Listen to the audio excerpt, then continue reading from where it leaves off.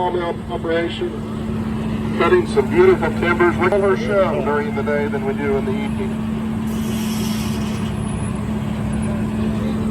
Wide oak. What they're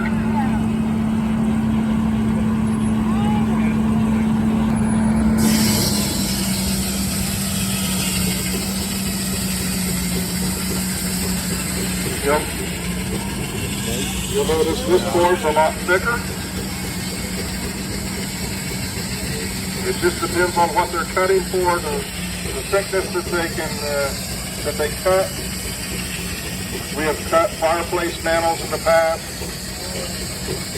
Those are beautiful timbers as well, except for the guys that got to drag them off of the sawmill, because they are heavy. Indiana is really blessed with the natural resources of timber scattered throughout the state, but especially in those.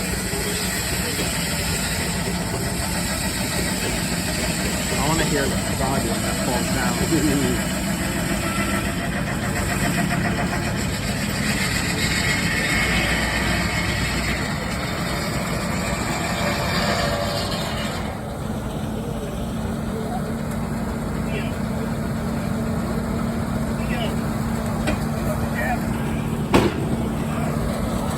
That is one big